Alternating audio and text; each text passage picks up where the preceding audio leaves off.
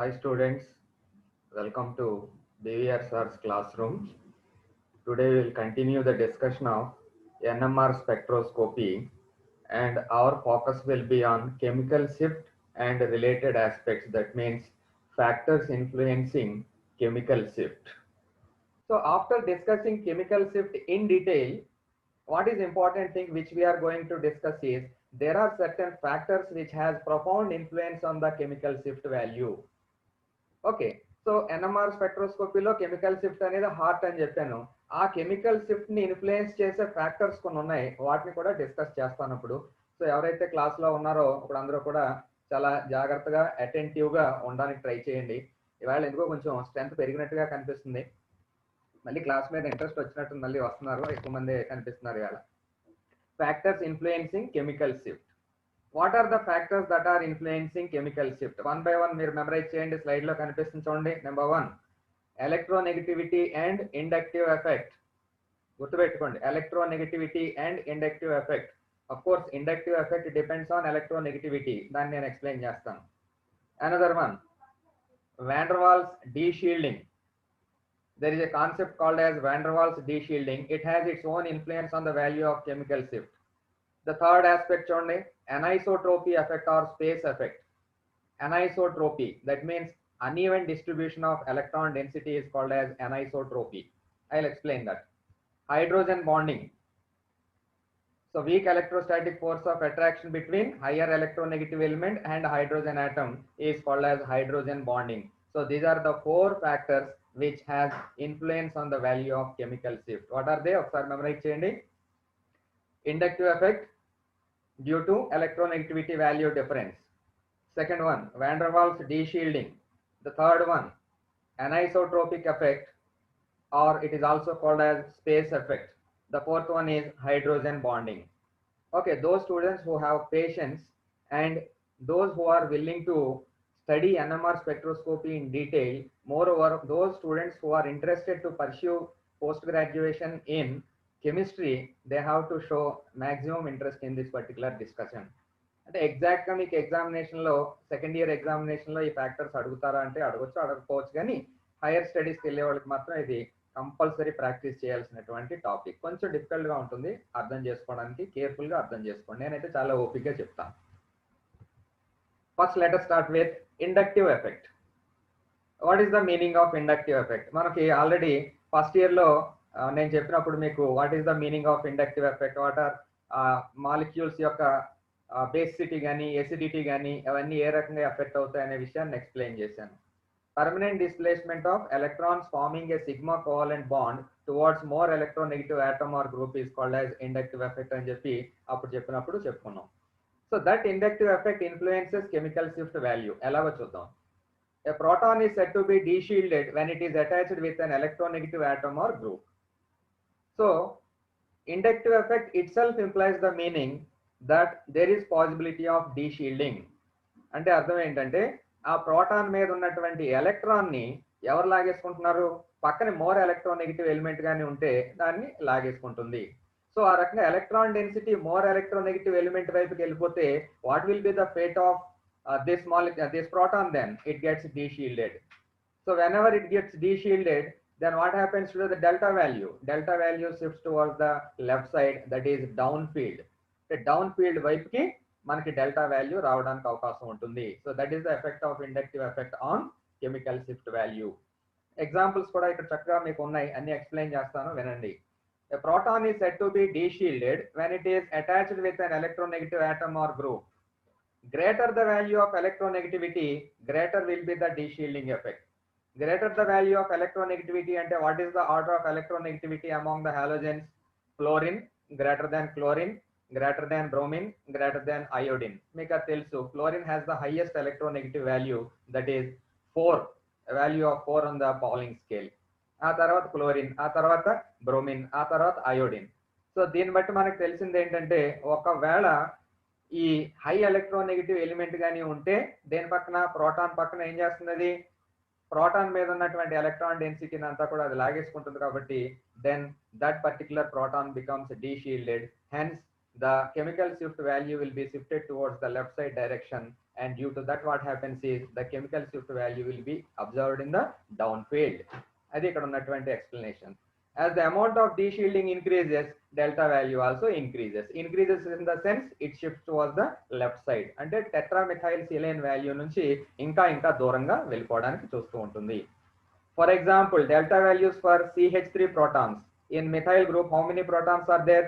3 protons are there, and they will be in the order. That is, the delta value will be in the order. So, CH3F will be greater than CH3Cl, greater than CH3Br. Why it is like that means the electronegativity of chlorine is highest, and it causes the highest inductive effect.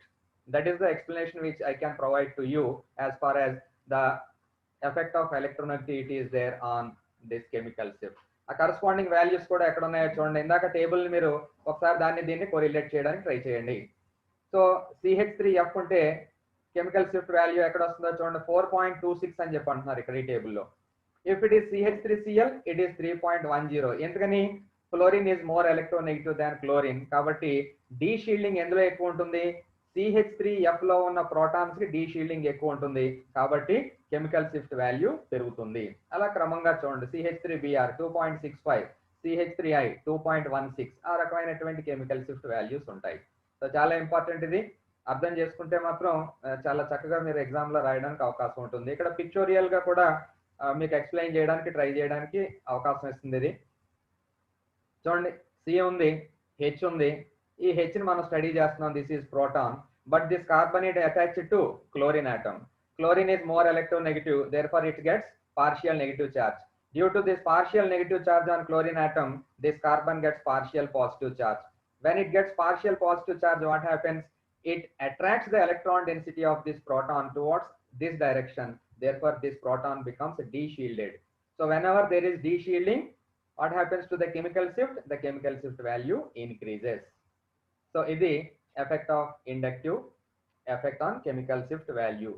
I hope you got this point. పదే నేను చెప్పిన explanation ని వినండి. ఒకసారి వింటే అర్థం అవుతుందని నేను స్టార్టింగ్ లోనే చెప్పాను. ఎక్కువ సార్లు మీరు అర్థం చేసుకుని వినడానికి ట్రై చేయండి. డెఫినెట్ గా you will become the masters of this particular subject, that is NMR spectroscopy. ఇంకొక రెండో దానికి వెళ్దాం. ఫస్ట్ ఎక్స్ప్లెయిన్ చేశాను. ఫస్ట్ ఏంటి? Electronegativity and associated inductive effect. Now second one is van der Waals deshielding. Van der Waals deshielding అంటే ఏం లేదండి, if there are bulky groups attached to the organic molecule. ఇక్కడ చూడండి, ఈ ఆర్గానిక్ మాలిక్యూల్ ఉంది, this is a toluene, okay. CH3 group is there, but here you have this group CH2 CH3 twice, okay. This is actually not CH2, CH3 twice, an isopropyl group is there. This is considered as a bulky group, అంటే కొంచెం fat group కింద లెక్క అన్నమాట. When such group is present, the proton which is present adjacent, ఈ proton చూడండి, ఇక్కడ నేను మీకు కర్సర్ తో చూపిస్తున్నాను. ఈ ప్రోటాన్ మీద ఉన్నటువంటి ఎలక్ట్రాన్ డెన్సిటీ చెదిరిపోతుంది. దేని వల్ల చెదిరిపోతుంది? Due to presence of this bulky groups in the vicinity. ఈ ప్రోటాన్ కి దగ్గరలో ఉన్నటువంటి బల్కీ గ్రూప్స్ ఉండడం వలన ప్రోటాన్ మీద ఉన్నటువంటి ఎలక్ట్రాన్ డెన్సిటీ దూరంగా చెదిరిపోతుంది. సో ఆ దూరంగా చెదిరిపోవడాన్నే కదా మనం డీషీల్డింగ్ అని చెప్పి అంటున్నాం. That means this proton gets deshielded. So ఎప్పుడైతే ఈ ప్రోటాన్ డీషీల్డింగ్ జరిగిందో, so absorption of this particular proton will be in the down field. So అంతే సింపుల్, అంతకంటే ఏం లేదు. వాన్ డెర్ వాల్స్ డీషీల్డింగ్ అన్నాం. ఇప్పుడు ఇక్కడ మనం రాసుకున్నటువంటి స్టేట్మెంట్ ఒకసారి స్టడీ చేద్దాం. In over crowded molecules, which one is over crowded, right side molecule or left side molecule? Obviously it is right side molecule. The proton may have sterical hindrance. Sterical hindrance అంటే ఇదే bulky groups ఉండడాన్ని మనం స్టెరికల్ hindrance అని చెప్పి పిలుస్తాం. Electron cloud of a bulky group will tend to repel the electron cloud surrounding the proton. So ఆ surrounding proton మీద ఉన్నటువంటి ఎలక్ట్రాన్ క్లౌడ్ ని డిస్టర్బ్ చేస్తుంది, చెదరగొడుతుంది. Such proton will be deshielded and will resonate at slightly higher value of delta than expected. So ఈ type of bulky groups ఉన్నటువంటి organic molecule లో మనం ఎక్స్పెక్ట్ చేసిన దానికంటే కూడా కొంచెం డెల్టా వాల్యూ ఎక్కువగా ఉంటుంది అని చెప్పి మనకు చాలా క్లియర్ గా అర్థం అవుతుంది. దీన్ని బట్టి అంటే డేటా చూసినా కానీ మనకి అదే విషయాన్ని అర్థం చేసుకుంటాము. That is called as van der Waals deshielding. ఇంకో మూడో ఫ్యాక్టర్ చూడండి. డయామాగ్నెటిక్ ఎనైసోట్రోపీ, దాన్నే మనం స్పేస్ ఎఫెక్ట్ అని చెప్పి ఇందాక కూడా చెప్పుకున్నాం. Anisotropic effect or space effect. Diamagnetic anisotropy. What is the meaning of this diamagnetic anisotropy లేదా anisotropy? Anisotropy means uneven distribution of electron density. Electron density కరెక్ట్గా డిస్ట్రిబ్యూట్ అవ్వకుండా ఏం చేస్తుందంటే ఒక చోట ఎక్కువగాను ఒక చోట తక్కువగాను డిస్ట్రిబ్యూట్ అయితే that is called as anisotropy. And in this particular case we are calling it as diamagnetic anisotropy. ఒక్కసారి కొంచెం స్లైడ్ చదివిన తర్వాత డయాగ్రామ్ చూపించి అప్పుడు మళ్ళీ క్లియర్గా మీకు ఎక్స్ప్లెయిన్ చేస్తాం. It has something to do with the direction in which the induced magnetic field from nearby pi electrons is circulating. So ఈ డయామాగ్నెటిక్ ఎనైసోట్రోపీ అనేది దేనికి సంబంధించినటువంటి విషయం? దగ్గరలో ఉన్నటువంటి ఈ పై ఎలక్ట్రాన్ సర్క్యులేషన్ ఏదైతే ఉందో దాని మీద డిపెండ్ అవుతుంది అనేది ఇక్కడ అర్థం. Which means that a protons magnetic field is influenced by its location in space relative to the induced magnetic field from the pi electrons. That means ఆ పర్టిక్యులర్ ప్రోటాన్ ఏ ప్లేస్ లో ఉంది అంటే డయామాగ్నెటిక్ రీజియన్ లో ఉందా, paramagnetic region లో ఉందా? If that proton is located in the diamagnetic region, then there is possibility of shielding of that proton. That means more energy is required. In contrast to this, if it is in the paramagnetic region, then what happens is there is de-shielding of proton, then absorption takes place in the down field. Okay, ఆ విషయాన్ని మనం ఇక్కడ గుర్తుపెట్టుకుని study చేయాలి.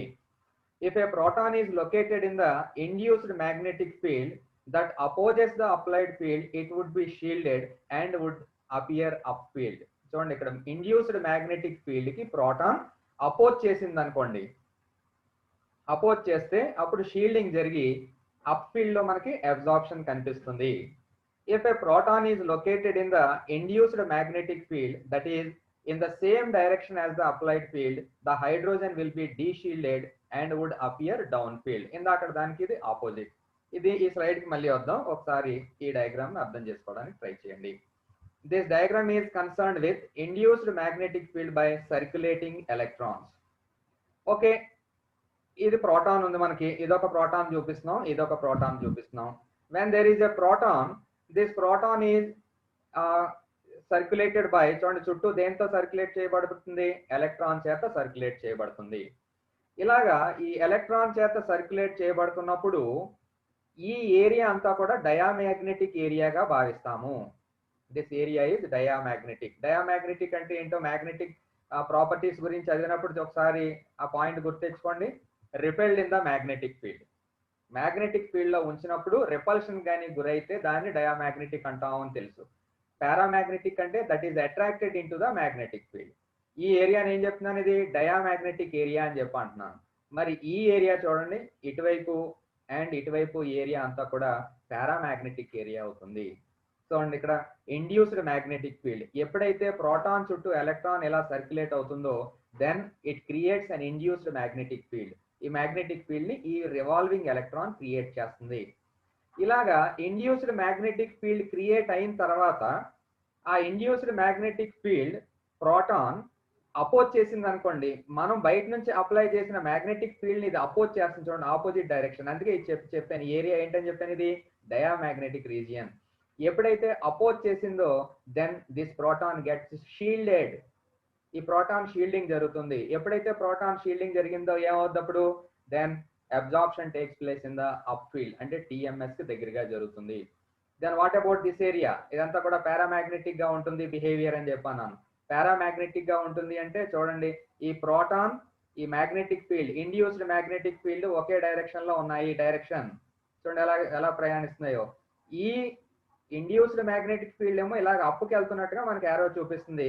మనం applied magnetic field ఏదైతే బయట నుంచి మనం అప్లై చేసాం ఇది కూడా పైకి వెళ్తున్నట్టుగా కనిపిస్తుంది. ఇది కూడా సేమ్ డైరెక్షన్ లో ఉంది. సో ఈ రెండు కూడా సేమ్ డైరెక్షన్ లో ఉండడం వల్ల ఏం జరుగుతుందంటే డీ షీల్డింగ్ జరిగి అప్పుడు అబ్జార్ప్షన్ లేదా chemical shift value will be towards the down field, left side జరుగుతుంది. దీన్నే మనం ఎనైసోట్రోపీ అని చెప్పి పిలుస్తాం. ఒకసారి ఇక్కడ ఏమేమి ఉన్నాయో స్టడీ చేయడానికి ట్రై చేయండి. Proton will be there. ఈ ప్రోటాన్ చుట్టూ ఎలక్ట్రాన్ రివాల్వ్ అవుతుంది.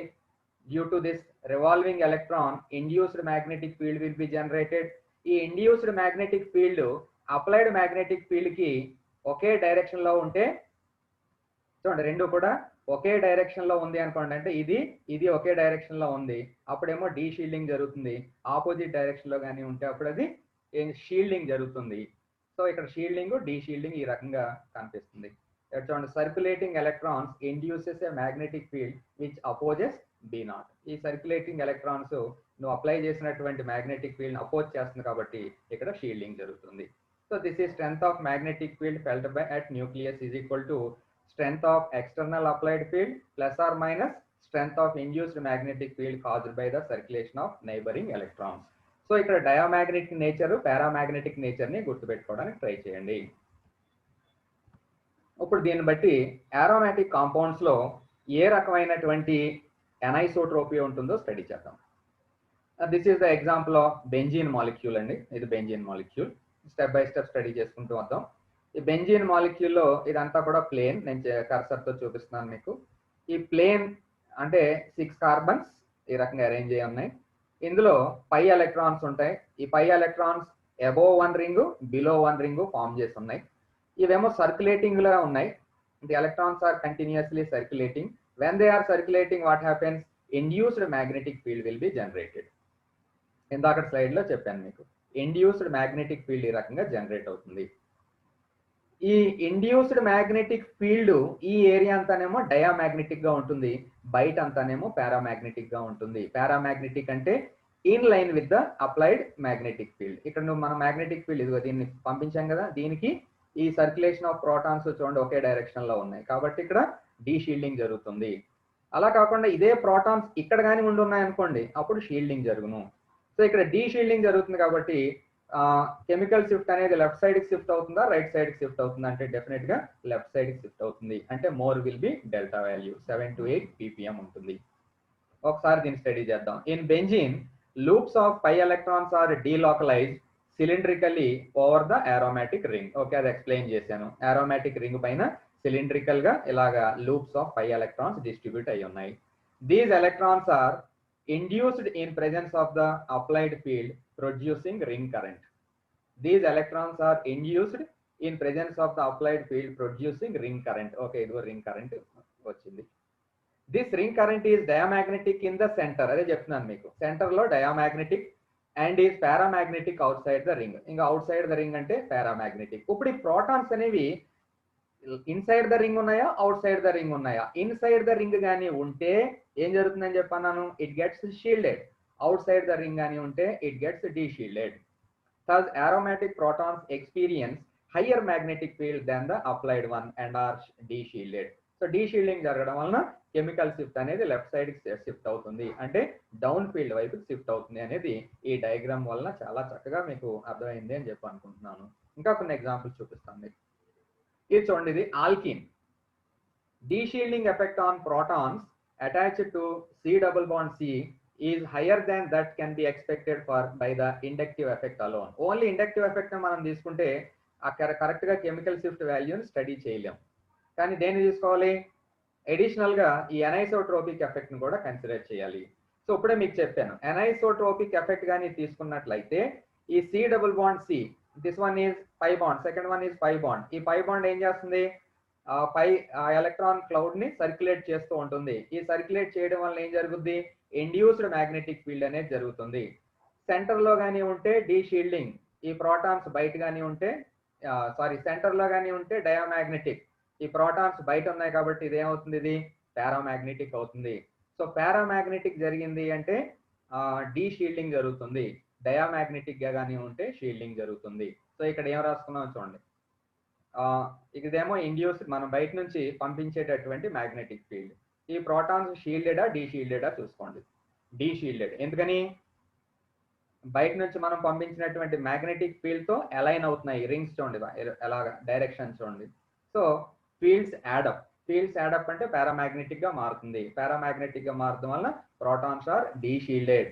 When protons are deshielded shifted to down field, the chemical shift value shifts towards the down field అనేది ఇక్కడ మనకి స్పష్టంగా అర్థమవుతుంది. Secondary magnetic that is anisotropic field lines generate అవుతున్నాయని చెప్పి చూస్తున్నాం మనం. ఇంకొక ఎగ్జాంపుల్ చూద్దాం. ఇది కూడా మళ్ళీ బెంజీన్కే. మీకు ఆ డయాగ్రామ్ కావాలితే అది చూడండి, లేకపోతే దీన్ని చూడాలనుకుంటే దీన్ని చూడండి. మనం బయట నుంచి ఏమో ఇది అప్లైడ్ ఫీల్డ్, ఇదేమో సర్క్యులేటింగ్ పై ఎలక్ట్రాన్స్.